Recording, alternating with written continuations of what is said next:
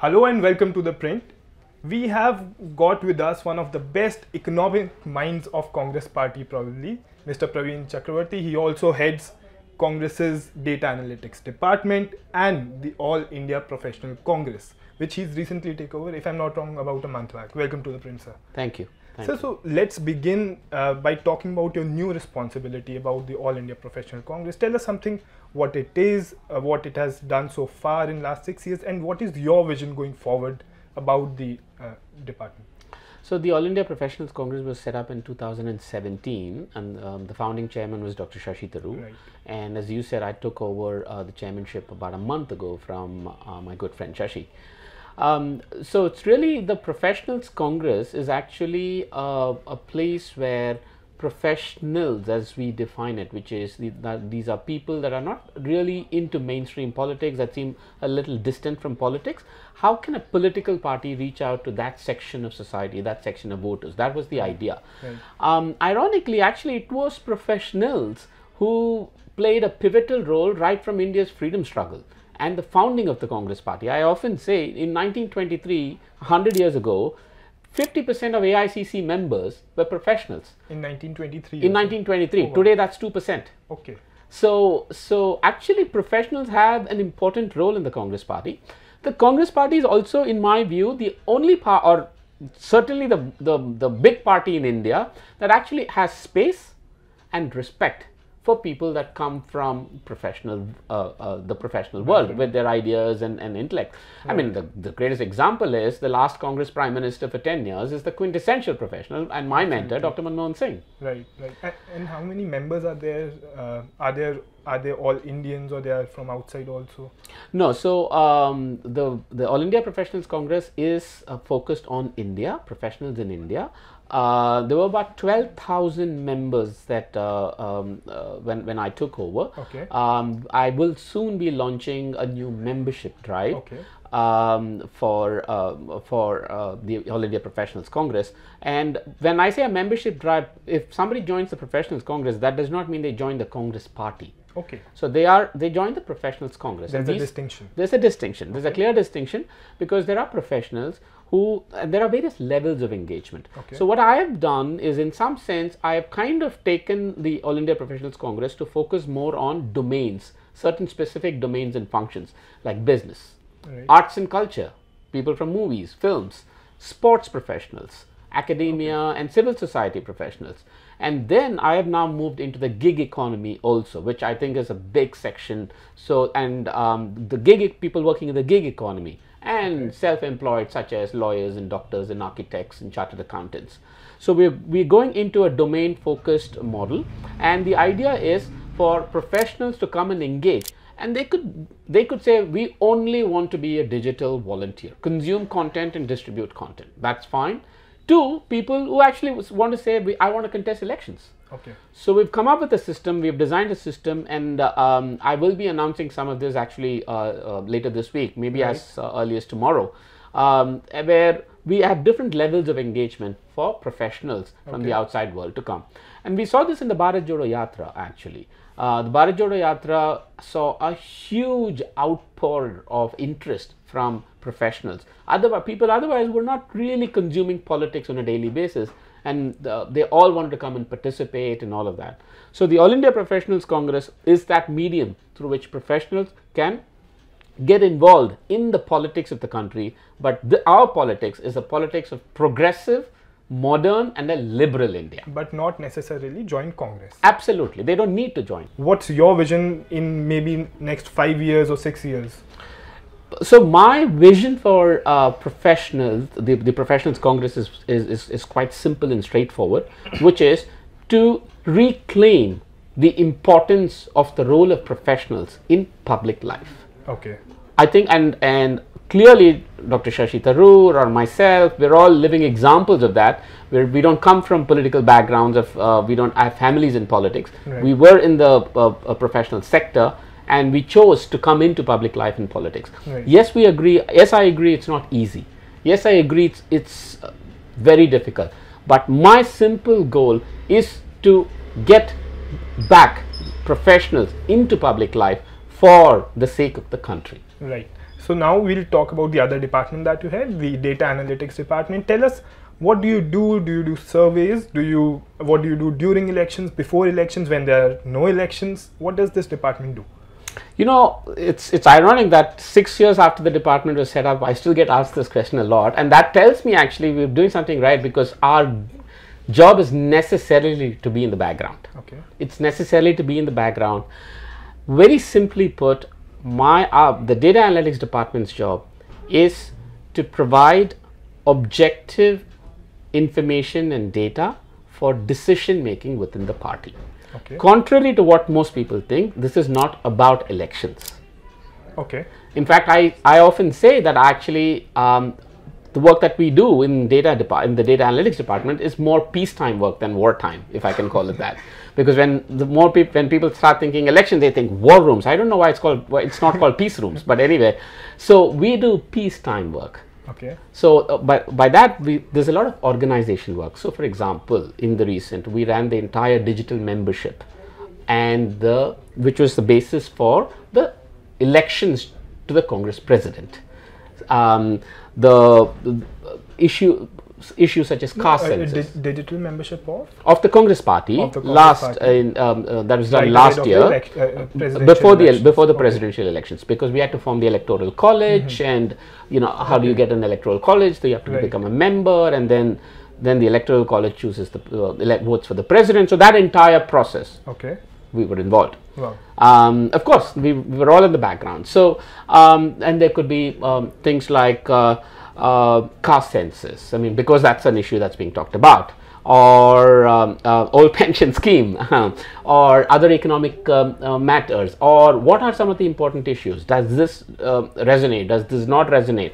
Or it could be something as simple as, who are some of the popular leaders within a particular state. Right. It's actually not about elections anymore. Okay. So it is much more about. You're saying anymore? It used to be earlier. Yeah, up until about 2019 and a few state elections after that, we were doing a lot of election work. But then including surveys and all. Surveys, of course, is part. When I say, when I say my job is to provide objective empirical information, and that empirical information can come through primary surveys, through past data, and through other data sources. Okay. So we employ all of that. So so you've mentioned old pension scheme. We'll come to that a little later, but before that, recently elections to 5 states concluded. Of course, there might not be a lot of data and analytics from your department involved in that after the elections, but you are a very senior politician. You've been in the party for a long.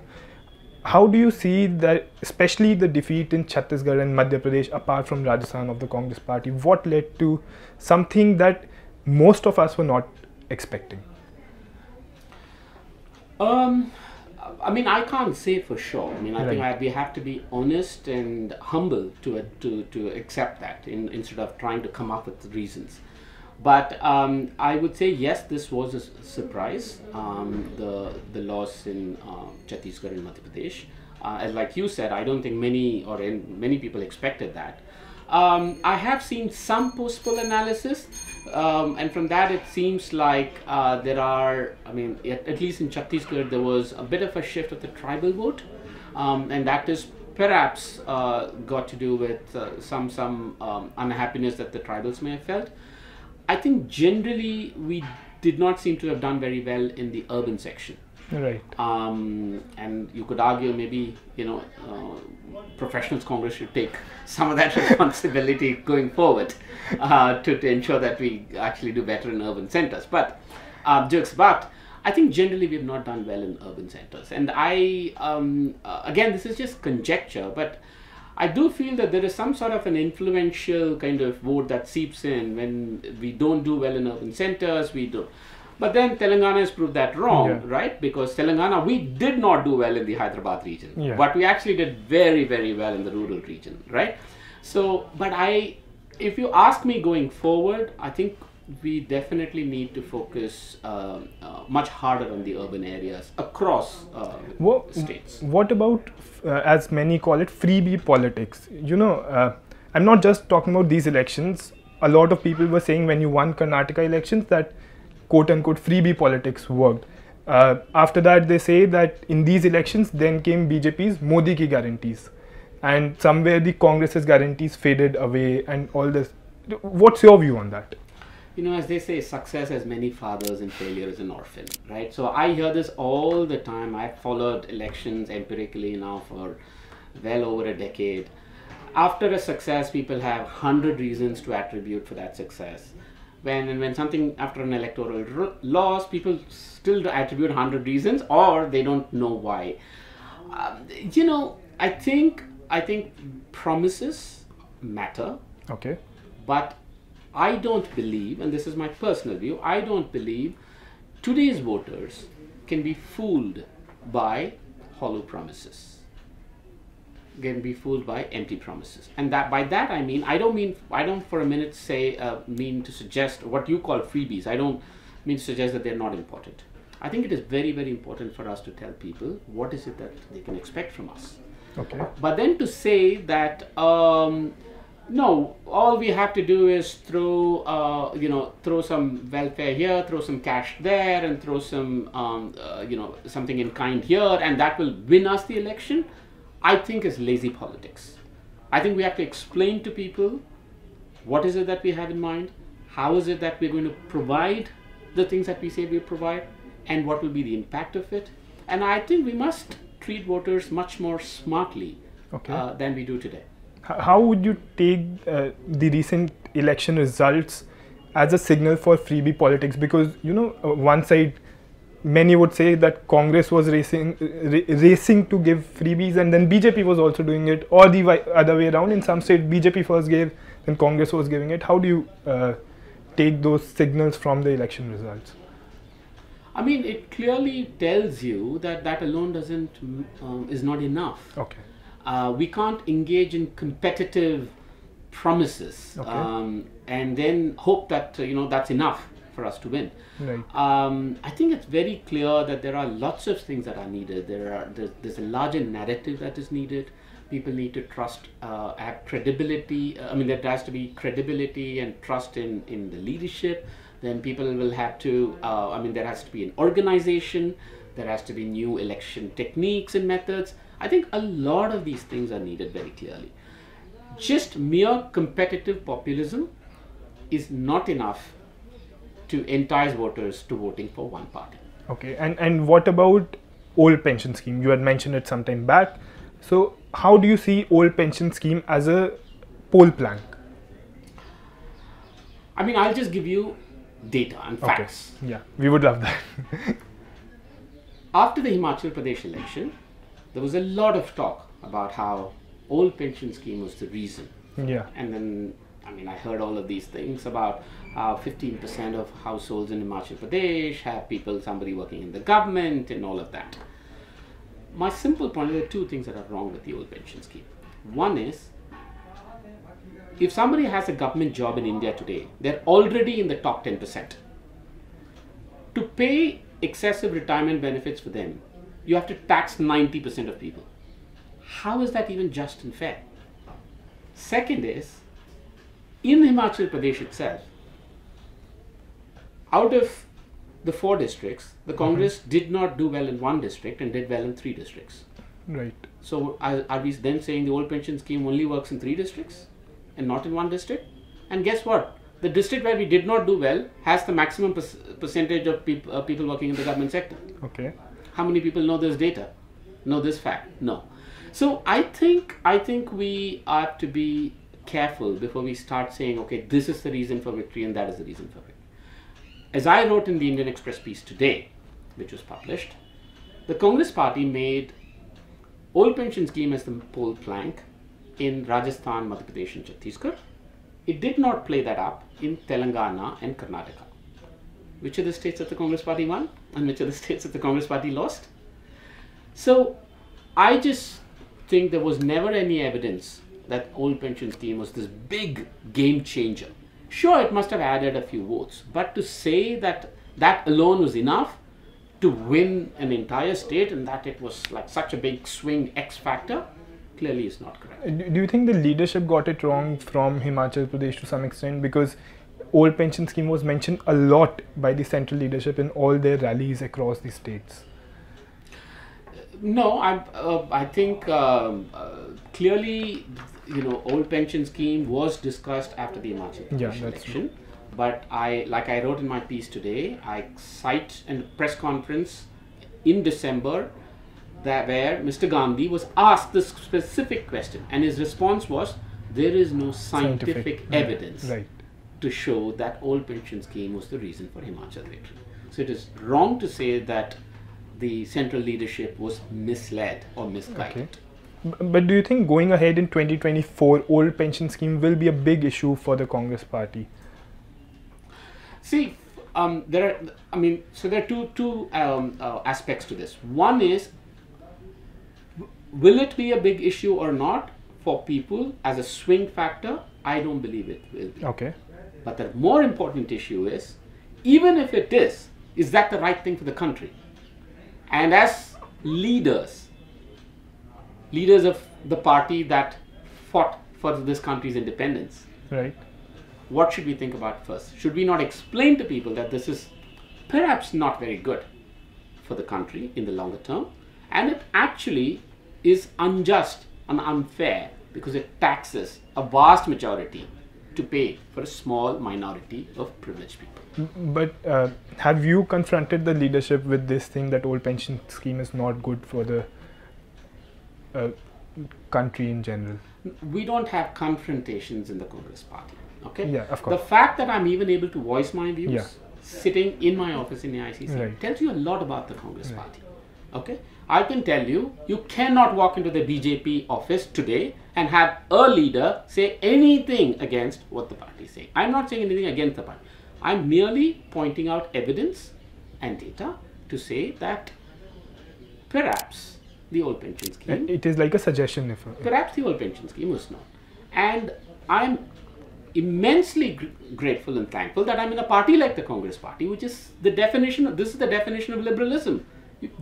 It gives me space and to put out ideas that may be different. Right. And one must actually really appreciate this environment. Right. So let's talk a little about national politics. So in the recently held INDIA India Alliance meeting, Mamata Banerjee and Arvind Kejriwal proposed Mr. Kharge as a Prime Minister candidate. How do you view this? I really have no comments on that. As I think Mr. Kharge perhaps gave the best answer to it, which is, why are we talking about Prime Minister and all of that now? Let us try and focus on winning the elections. Right. Wherever required, will Congress be ready to take a back seat and give way to the regional party there? I don't know where this all of this talk in Delhi circles come from. The Congress party, let's again look at the data. The Congress party has actually already contested the fewest number of seats in its history in the 2019 election. Right. If the Congress party contests fewer seats, that means more seats are going to regional parties. So I think it's entirely a case of where we think the winnability is higher, and these sort of discussions happen at the state level and at every seat. So I'm not so sure that that this notion that gets perpetuated in Delhi circles that the Congress party is not yielding is accurate, because the data doesn't prove that at all. We are not saying that they won't yield, but there will certainly be a conflict of interest when it comes to Delhi, Punjab, West Bengal, so those kind of places. That's why we are trying to understand if Congress would be ready to take a backseat there. Look, I think in today's times, there can be enough information collected from the ground that is objective through surveys, through other mechanisms, to understand which party's symbol is best suited for which seat. Right. I think there are skills and talents and resources available in the entire India Alliance to be able to do this. And I think that is the approach that will work best for India Alliance. Right. So I would also like to draw your attention something very current and important. Over 140 MPs have been suspended from the parliament, all of them opposition MPs. I mean, it is a complete mockery of the institutional process. But are we surprised? are we surprised that there has been such a blatant destruction of institutions? Apparently, the Prime Minister bowed down to this very institution before he walked in to India's parliament, and that institution stands destroyed. So, in my view, I think this has just been a continuous effort over the last 9 years, and I mean, there is a reason why India today has lost its respect as a democracy in the world. We can fool ourselves by saying we are some Vishwaguru and we host G20. The fact is, respect should be earned and not demanded or hugged and got. Right. So, and we have lost respect in the world as a democracy. Right. So there was also one factor that a lot of critics say, that opposition was disrupting the parliament. And do you think all this, what has happened, can benefit opposition to some extent electorally? See, again, I think it's important to not try and view everything through these, tactical electoral. I think if we believe we are doing the right thing for the country, and we are able to explain to people, that is the most important part, that what we did was in the larger interest of the country, I think then that is what will gain us electorally. When there has been an attack on Parliament, it is only natural for everyone to expect a statement from the Home Minister of India. It is bizarre and ludicrous that the Home Minister will make a statement to media but not inside Parliament. So the opposition was absolutely right in asking for a statement, and if the response to that is suspension, then it is our job to take that message to people and say, this is what happened. Do you approve of this? Another thing, now I'll come back to policy again about the party. So in 2019, Congress had promised to introduce Nyay scheme if they won. We haven't heard about it since then. Are you planning to revive it ahead of 2024, or should we expect something different, something new? See, the Nyay scheme, because as someone who was closely involved in it, I can tell you, was a version of what was discussed in economic circles called the universal basic income. So the Nyay scheme was a specific economic idea. Now, I don't know what you mean by when you say you've not heard about or heard of it since then. What I mean is that even when we see a lot of elections happening or anywhere, it's not really mentioned a lot anymore. No, and there's a reason for that, because today state governments in India do not have the resources to be able to do schemes like Nyay on their own. After GST, the states are entirely dependent on the center for funds. So it would be foolish for state governments to go and announce something like a Nyay, because they don't have the resources and they are dependent on the center for resources. So that is why state governments can't do this on their own. Now, as far as what to expect from 2024, I can tell you this much. There are absolutely new ideas that we're working on. We have absolutely not given up on the idea of Nyay. If anything, we would reinforce it, we would better it, and there is certainly, I think, there are three broad planks, right? One is reimagine India's economy. Okay. Second, a reformed social justice system. And third, a message of harmony, social harmony. These are three broad planks for the Congress party going into 2024. Clearly, and if you actually looked at Mr. Gandhi's and other leadership's speeches, even in these 5 state elections, it would be around these 3 themes. Right. Jobs and economy, social justice, you may call it caste census, that's just a first step for a reformed social justice system. And third is the politics of love or harmony. Okay, so going ahead, we can hear about Nyay scheme again in the campaigns that would come. I think you'd start to hear about it very soon. Very soon. Okay. So you'd start to hear the word nyaya. The word nyaya very soon. So many also raise this question, like, what is your big idea for 2024? Because anti-Modism is not the only thing that would work clearly. So what is the big idea? Are these three pillars that you mentioned? What's the big idea for the Congress Party? First, I agree that we need to have a narrative of our own. That I agree. Okay. We can't just be, we're not them. Yeah. Second is, like I said, I think all you have to do is just analyze the speeches of leaders, at least central leadership, AICC leadership, in all these 5 states. You would find a consistent theme. It revolves around these 3 blocks that I just mentioned.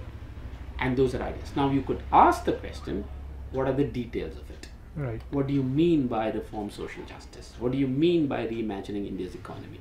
So, I mean, I can just give you one example. It's just an idea that I've written about. How do we think about mining as a sector for jobs, for OBCs, SCs, and tribals in the local area? So this is just one idea. Caste census is one first step, is a concrete idea for a reform social justice, right? So yes, we will have to work on it and develop more ideas, but the broad themes are evident from if you listen to the speeches. So before we end the interview, I would like to ask you one last question. Are you willing to fight 2024 Lok Sabha polls, you personally? Absolutely. Or you're willing to fight? Absolutely. Okay, thank you so much, sir, for speaking to us. Thank you so much for joining us. Do tune in to ThePrint for more such interviews. Thank you.